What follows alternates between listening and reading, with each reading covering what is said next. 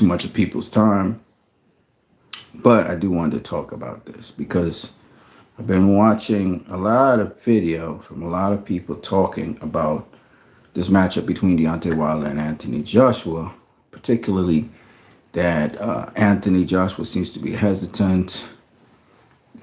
He seems to not be ready for Wilder because Wilder's going to go all out, probably knock him out.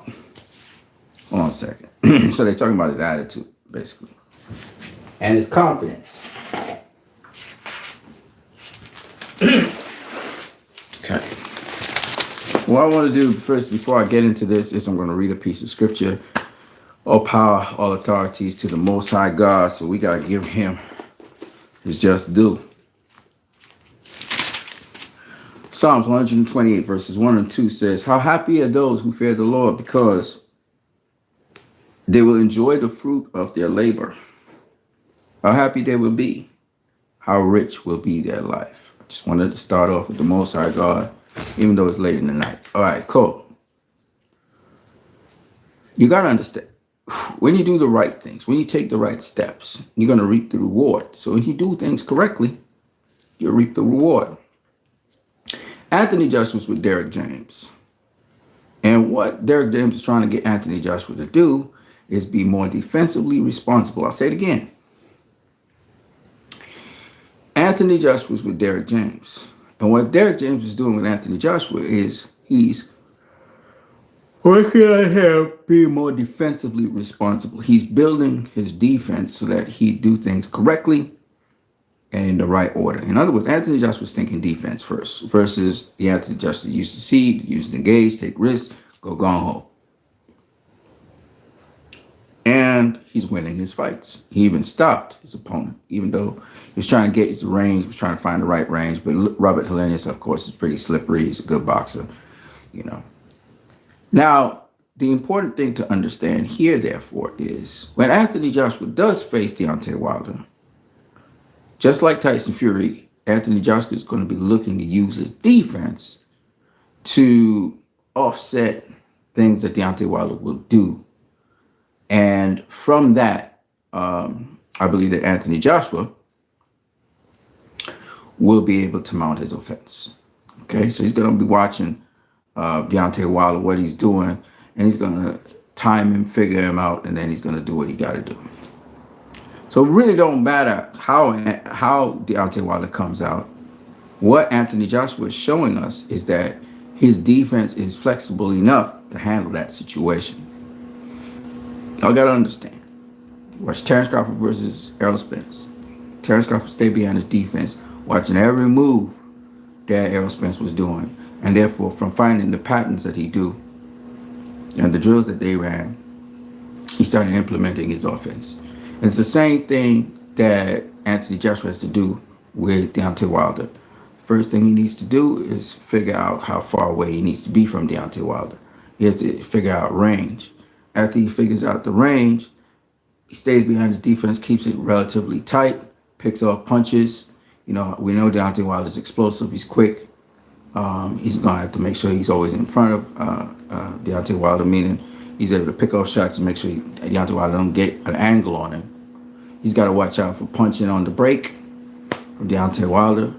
And once he does those things and he keeps his defense relatively tight, he has a really great shot at beating Deontay Wilder, because Deontay Wilder's still learning how to box. Anthony Joshua's a much better boxer than Deontay Wilder in that respect. So that's where it comes. Now, Deontay Wilder's a dude, if you're not all together there, if you're not on your P's and Q's, he gonna catch you off guard and it's over.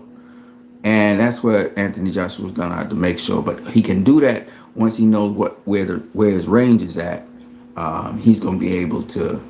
So that's what Anthony Joshua knows, and that's why when anybody asks him about Deontay Wilder, he's like, "All right, cool, if y'all think so." But I'm just saying, I'm gonna be ready for this dude, and I think he will be. So what y'all talking about, tentative and all this nonsense that they saying? No, you're not gonna ever see the Anthony Joshua you saw. Well, he's always gonna be defensively responsible. He's always gonna be trying to find the right range. He's always going to be looking deep. He's going to be thinking defense first and then offense second. Okay, so that's still how Anthony Joshua is now applying himself in boxing, and that's a smarter way to do it. You last longer, you get more dynamic, and you saw the ultimate. You saw the peak of that with Bud Crawford versus Errol Spence, right? We respect the people talking about Errol Spence versus Bud Crawford in the second fight. Let's see it, man. That will pretty much answer the questions of the first fight. So if there's any questions you guys had about Errol Spence in the first fight, I guess they'll be answered in the second, and that's it. Errol looks like he already implemented the rematch clause. So that means he wants the rematch this year. You know, and if that's what he wants, then let the guy do it. You know what I'm saying? I ain't got nothing against these fighters. You know, I was listening to various people talking about Just K, what's up, my brother? What's up? What you need? Just K in the building. I was listening to people talking about Canelo versus Jermell Charlo, and some people feel Canelo's going to knock out Jermell Charlo. Some people believe Canelo's going to win the fight against Jermell Charlo by decision, but probably drop Jermell Charlo. Some people believe that Jermell Charlo will win. I'm of the latter. I think Jermell Charlo is going to win because of, again, like I said, his foot activity and his foot cardio. You know, people don't understand this. Boxing is a sport of inches, right? So really what's important is you get the right angle on the guy. You know your range, you know what distance you're supposed to be at. And then from there on in, it's easy work. I mean, Charlo's got a longer reach, right? So if Canelo tries to close the distance, just make him pay to close the distance. And then two, step around him. If you're using your reach and you're stepping around him, it's going to be hard for Canelo to close that gap because you're using pivot work. You know, you're maintaining range. You're punishing him if you try to close the distance. Canelo has little tricks and strategies that he can use to kind of work against somebody who has a good jab. But if you're jabbing and you're moving at the same time, it's harder.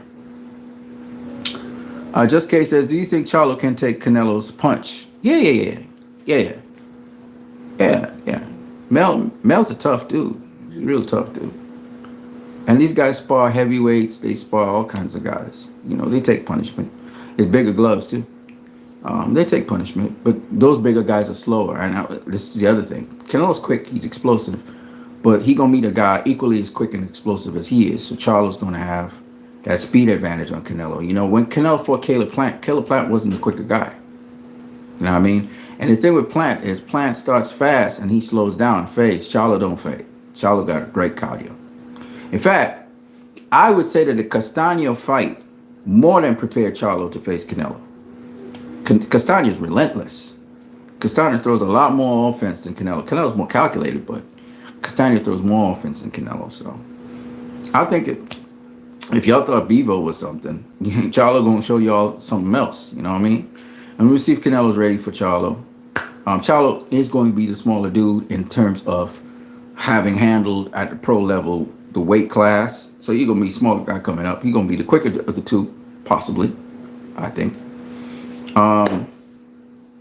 Canelo obviously is going to try and go to the body early to slow down Charlo. He has different little tricks up his sleeve he uses. But if Charlo keeps Canelo constantly moving, Charlo constantly changing those angles, and if you can get that angle on Canelo and start pot shotting him off an angle, once he threads that jab, once he can get the jab in, he gonna be okay. He got to be first though, because he has to think in his mind that he's facing the best Canelo possible. It's explosive, quick, everything. They might look the same size, but he would be the guy that handled bigger, heavier, stronger guys.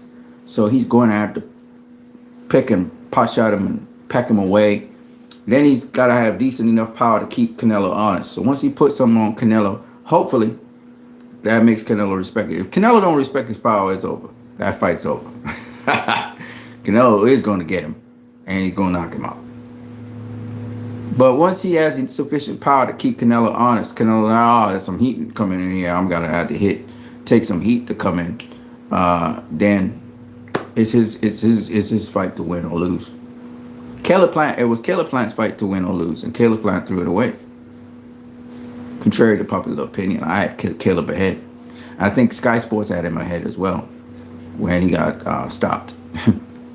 So, I mean, Canelo can be outboxed. And that's because, again, it's foot cardio. He got all the skill in the world, but he can't maintain it.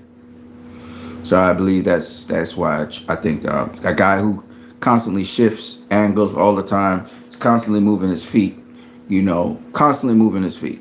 Whether it's shifting weight, whether it's just small little angles, maybe it's just a little shuffle in and out, small little movements. It's not no big set of movements. He's not using the whole entire ring. It's just changing the angles, small changes in the angles.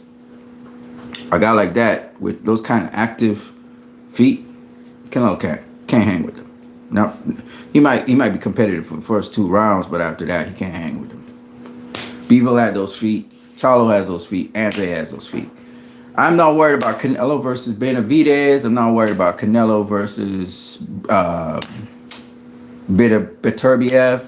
He beats them guys. But you see guys like Charlo, Bevo, Andre, he gonna have a hard time with those guys. Them guys got to do some real shit to get knocked out for Canelo to win. Because he ain't winning no other way, I think. That's just my personal opinion.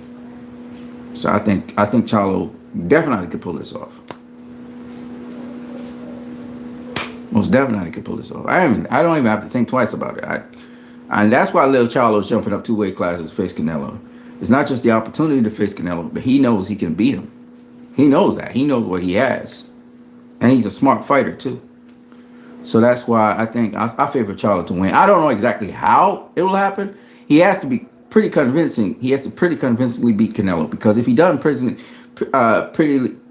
convincingly could beat Canelo, he's not going to win the fight. He might get a draw, but he's not going to win the fight. And he needs to win the fight to make history.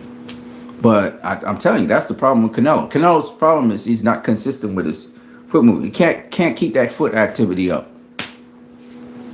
He's explosive. He's quick. He can hang with you for probably 2-3 rounds. He can hang with you, but he's going to fade. His feet is going to fail him as usual.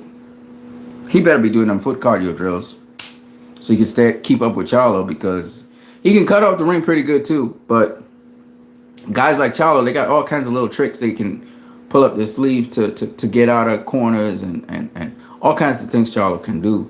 So some of them Canelo gonna know, so Canelo might be equal to the task to kind of bully him, kind of keep him, because Canelo's gonna be probably, I don't know if he's gonna be the stronger fighter, but he probably dealt with bigger guys before, so he knows how to use leverage and all those veteran tricks. He know all of them, you know what I mean? So that'll be interesting to see, and to see if Charlo if he could come up with something to sort of offset that.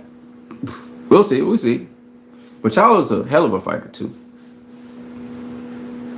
Hell of a fighter. The little veteran moves, the little tricky moves that Canelo put in his game is what separates him as well. He couldn't do it with Bevo. Maybe he could do it with Charlo. We'll see. He had a little trick with Caleb Plant where he was, he was hyperextending Caleb Plant's jabbing arm and hitting him on the spleen area. I don't know if he could do that with Charlo. We'll see. I don't know. Canelo's a tricky dude, though. Don't get it wrong. He's a legend for a reason. You know what I mean? So that's what I got, though. I just want to talk to you guys about Anthony Joshua. So it's not that he's overly cautious. It's that he's defense first, and that's how Anthony Joshua is always going to be. And that's good. They say he's overthinking situations and stuff. No, you have to know what you're facing. You have to know what tools you have at the moment, how you expanding your tool base, and stay defensively sound. That's key. That's key, because you can weather the storms once you have a proper defense. You can weather the storm and then come back. That's what I got for you guys. I'm what you need. I'm gonna catch you guys later. Peace.